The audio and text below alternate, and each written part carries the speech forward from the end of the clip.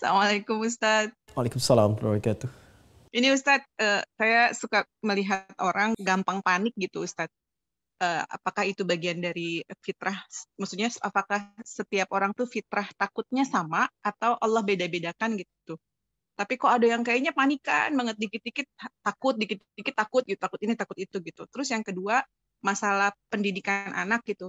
Bagaimana Ustadz supaya anak-anak lebih takut dalam pengawasan Allah gitu, saat berbuat salah dalam pengawasan Allah daripada takut sama setan misalnya Ustadz. Kayaknya mereka lebih lebih takut sama setan gitu daripada sama adanya malaikat atau adanya pengawasan Allah gitu Ustadz. Baik.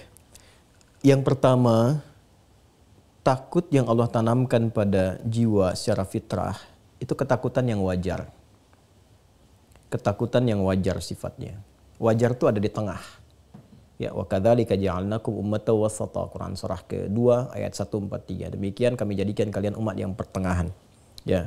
Jadi saya ingin menunjuk kata wasatanya di sini. Ya, walaupun ini menunjuk kepada sikap, saya ingin tunjukkan pertengahannya. Jadi tengah-tengah ini maksudnya adalah hal yang wajar. Ya, takut, gelisah seperti tadi yang saya contohkan. Gelisah kalau tiba-tiba anak pulang terlambat, ya. Gelisah ketika awan pekat, mendung, itu gelisah yang wajar. Ini bisa kita tarik ke kanan, bisa kita tarik ke kiri. Kalau yang standar, yang wajar, yang biasa ini, kita naikkan levelnya untuk mendekat kepada Allah. Dengan berlatih, berzikir, belajar, tidak harus meninggalkan aktivitas harian. Karena kerabat-kerabat, sahabat-sahabat Nabi pun, yang pebisnis, yang politisi, itu kan? Yang diplomat, yang birokrat, itu banyak.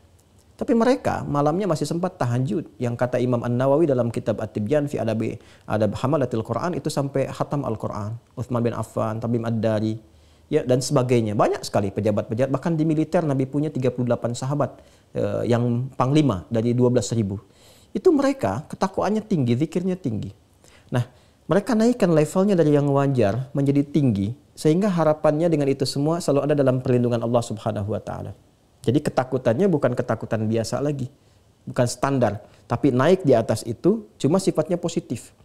Sifat takut positif ini adalah sifat takut yang mengantarkan dia selalu berada dalam perlindungan Allah.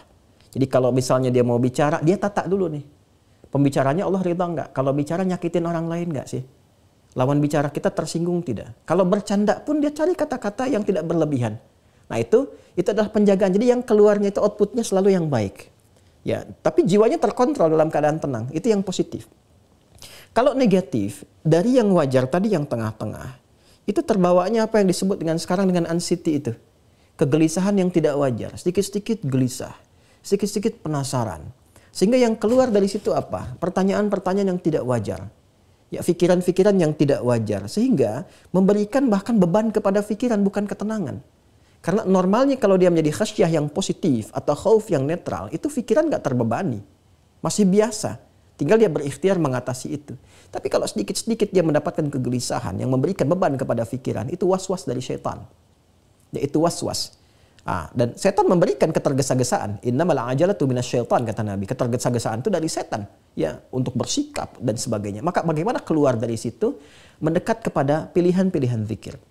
Ya, yang pertama adalah membangun kekuatan keyakinan dengan Allah. Berlindung, kata Nabi, kepada Allah dari godaan setan. Anda bisa mengatakan satu di antara doa yang Anda bacakan, Rabbi inni a'udzubika min hamazatis syayatin wa a'udzubika rabbi ayyahdurun. Jadi kalau sedang hadir kegelisahan-kegelisahan, apa yang orang kenal dengan anxiety misalnya, ya, kegelisahan yang tidak wajar, yang tadi saya sampaikan ke aspek ke sebelah kiri, maka segera permohon kepada Allah berlindung. Ya Allah, aku berlindung kepadamu dari kehadiran setan yang memberikan was-was dan kegelisahan yang tak wajar.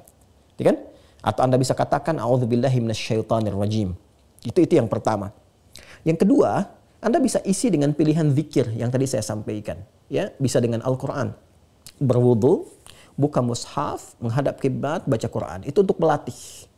Ya, sehingga lekat dengan Quran, lekat dengan Quran, lekat dengan Quran. Minimal Anda berusaha untuk membaca dan membaca. Ya, ada lagi misalnya ada yang dilakukan dengan sholat, ya. Ambil wudhu, sholat 2 rakaat, ya, sholatnya sholat wudhu misalnya bisa setelah wudhu sholat atau sesuai dengan waktunya, ya, atau hal tertentu yang Anda bisa inginkan, boleh. Ya, Anda kemudian sholat di situ minta ketenangan kepada Allah, boleh. Ya. Ada lagi misalnya Anda cukup mengatakan zikir-zikir yang agung, La ilaha illa anta subhanaka inni kuntu minadh dhalimin, ya. Atau saya ajarkan doa ini untuk menenangkan hati. Ini doanya tersambung secara ma'thurat, ya. Allahumma ati nafsi taqwaha wa zakkiha anta khairu man zakkaha anta waliyuha wa maulaha. Ini doa yang sering saya biasakan baca, minta ketenangan, ya, ketentraman, ya. Saya ulangi ya. Allahumma ati nafsi taqwaha. Duhai Allah, anugerahkan kepada jiwaku pengendalian dalam takwa. Wa zakkiha anta khairu man zakkaha. Dan bersihkanlah ia dari segala gangguan dan kotoran, karena engkaulah yang maha untuk melakukannya. Anta waliyuha wa maulaha. Engkau pemilik dan pengendalinya. Saya ulang ya. Allahumma ati nafsi taqwaha wa zakkiha anta khairu man zakkaha anta waliyuha wa maulaha. Itu doa asalnya. Kalau dihadapkan pada situasi yang besar yang berpotensi melahirkan kegelisahan, ini bukan muncul dari kita tiba-tiba, tapi hal yang besar yang akan kita hadapi, menghadap seseorang, menghadap ini, dan berpotensi kita agak khawatir atau takut, maka baca doanya Nabi Musa. Ya, yang di surat Thaha itu, Rabbi shrahli sadri wa yassirli amri wahlul 'uqdatam min lisani yafqahu qawli. Nah, itu diantaranya. Sedangkan yang kedua, bagaimana menanamkan rasa takut kepada anak. Anak itu bening, jernih, dan hanya mendapatkan pantulan dari lingkungan sekitarnya. Itu yang kata Nabi, kullu mauludin yuladu 'alal fitrah. Setiap yang lahir itu berada dalam fitrahnya. Jadi anak itu baik, bersih, bening, gitu kan? Nah, kemudian juga cenderung kepada kebaikan. Tapi fa'abawahu, lingkungan sekitaran, yuhawidani au yunassirani au yumajjisani, memberikan pengaruh kepada dia. Nah, maka hal terbaik kata Al-Quran, ya Al-Quran dulu, menjadikan anak itu dekat dengan Allah, takut kepada Allah yang positif tadi itu, bentuk lingkungan di keluarga yang baik. Orang tuanya dulu praktekkan, ya, sholat berjamaah sama-sama, ayah jadi imam, ibu ada di situ, anak melihat, mencontoh, ngaji Quran, ngaji dulu bareng-bareng. Jadi kalau orang tuanya minta, tapi orang tuanya nggak pernah ngaji, anak akan melihat.